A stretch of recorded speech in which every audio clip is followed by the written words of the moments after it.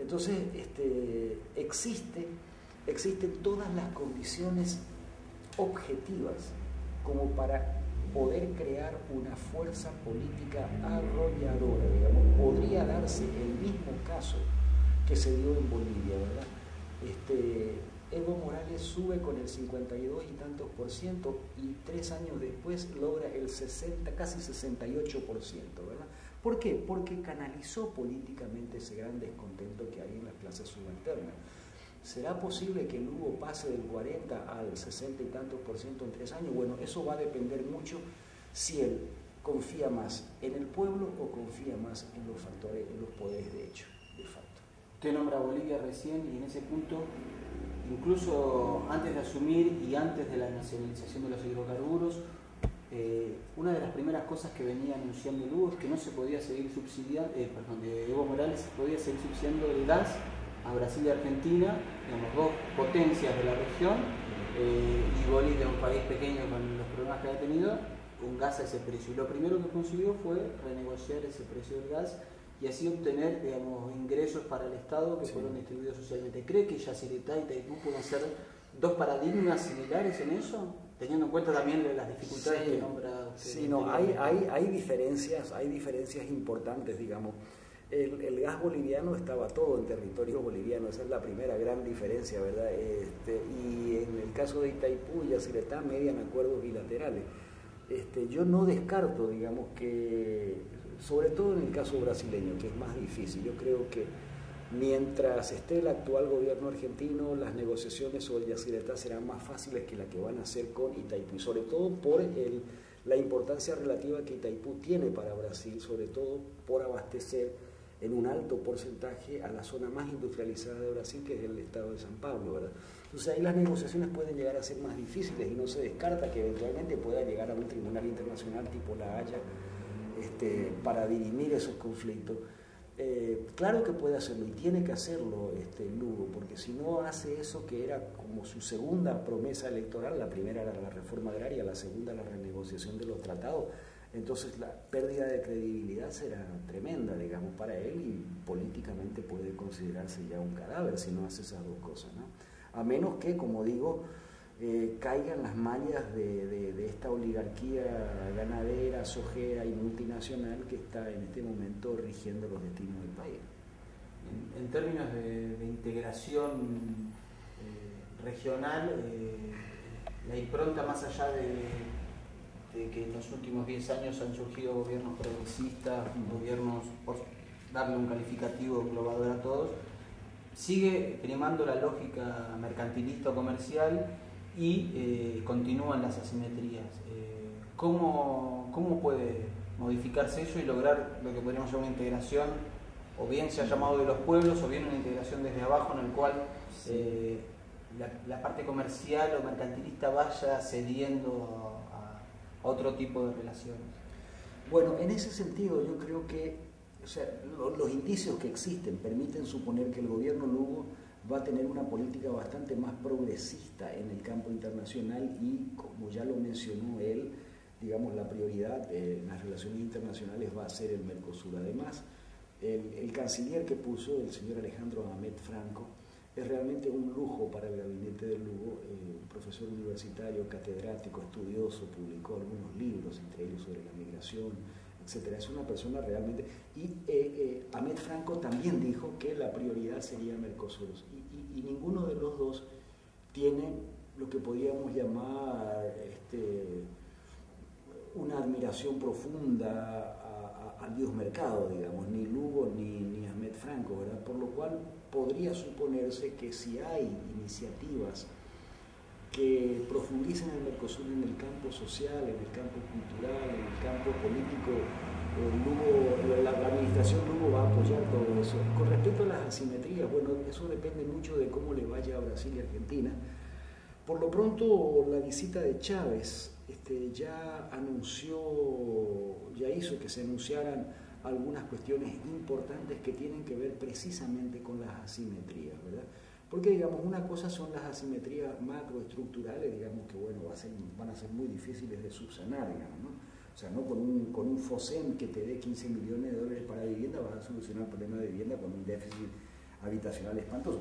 Pero digamos, asimetrías como por ejemplo la falta de combustible, digamos, en Paraguay. Entonces, Chávez hace un ofrecimiento concreto, mire, le suministramos combustible a precio tal, etcétera, etcétera. El Petropar, que es la empresa paraguaya estatal todavía, puede ir a instalarse en la cuenca del Orinoco, hacer su propia prospección y su propia explotación, etcétera, etcétera. Bueno, eso es disminuir asimetrías. Pero esos fondos canalizados a través del FOSEN son, como diría, darle aspirina a una persona que tiene una tuberculosis, ¿no? En el sentido de que prácticamente no apoyan nada. No se trata de apuntar a problemas de fondo estructurales como lo pueden ser los ofrecimientos, el otro ofrecimiento que hizo Venezuela, ¿verdad?, del intercambio de petróleo por alimentos, o sea, la exportación de alimentos por parte de Paraguay, de alimentos a alimentos, no de soja, ¿verdad? La soja es un forraje. Podría dinamizar toda la economía campesina tranquilamente, ¿verdad? Bueno, eso sí es reducción de asimetría, porque pondríamos a 280.000 fincas campesinas de estar en el límite de la subsistencia, reconvertirlas en unidades productivas prósperas, ¿verdad? Bueno, ahí sí podría hablarse de una... Vamos a ver hasta qué punto, digamos, el gobierno argentino y el gobierno brasileño comprenden que la reducción de asimetrías no es una cuestión de dar a cuentagotas alguna asistencia a los países más chiquitos para que no armen un bochiche en la casa, digamos, sino que se trata realmente de comprometerse con el desarrollo conjunto de toda la región. Y en cuanto a la política con los migrantes, con aquellos residentes del exterior que han tenido que irse, bien por cuestiones políticas o en los últimos años por cuestiones económicas claramente, y que deben conformar casi prácticamente la mitad de lo que es hoy la población del país. ¿Cómo ahí puede haber una? Pero... Sí. Bueno, esto está íntimamente vinculado al problema del empleo, de la falta de trabajo, ¿verdad? Digamos, si se fuera a cumplir la legislación laboral, el salario mínimo paraguayo no es malo, está por los 200 y tantos dólares al mes. Lo que pasa es que en vez de funcionar como salario mínimo, funciona como techo salarial, no como piso salarial, ¿verdad? Entonces, claro, el 60 o 70% de la PEA, de la población económicamente activa ocupada, está ganando menos de ese salario mínimo, por eso digo que actúa como techo, ¿verdad? Pero si se hiciera cumplir la legislación laboral y si se generaran puestos de trabajo, gran parte de esos migrantes que están en el exterior retornarían, sobre todo los migrantes de ultramar, los que fueron a Europa, etcétera, ¿verdad? Que si bien tienen un diferencial de salarios muy importante, los costos también de mantenimiento familiar en Europa son tremendamente más altos, se equiparan, digamos, y los trabajos que están desarrollando allá son de menor categoría ocupacional que los que podrían haber estado desempeñando acá en el país, de modo que un mejoramiento de la situación laboral revertiría esto, quizás no tanto con los migrantes paraguayos en Argentina, porque la afinidad cultural, la proximidad geográfica, etcétera, hace que, digamos, el paraguayo en Argentina se sienta como muy afincado, y si tuvo que ser internada la tía, el hombre se toma un colectivo y en 12 horas está viendo a la tía enferma, ¿verdad? O sea, es muy diferente, o sea, hay una relación cultural, histórica, afectiva mucho más próxima. El migrante paraguayo en Argentina, diría yo, se siente como en su casa, en provincias como Formosa, Corrientes, Chaco, Misiones.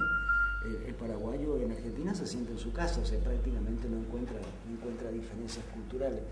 Pero también aún, digamos, diría yo que esa migración temporal, estacional que hay hacia Argentina, sobre todo en periodos de zafra, migración estacional, esta se reduciría sensiblemente si el modelo aquí cambiara, ¿no? Lo que pasa es que Paraguay sigue teniendo, a pesar del proceso de descampesinización que se vivieron en las últimas décadas, sigue teniendo un 43% de población rural, la mayoría de ese 43% es campesina, ¿verdad?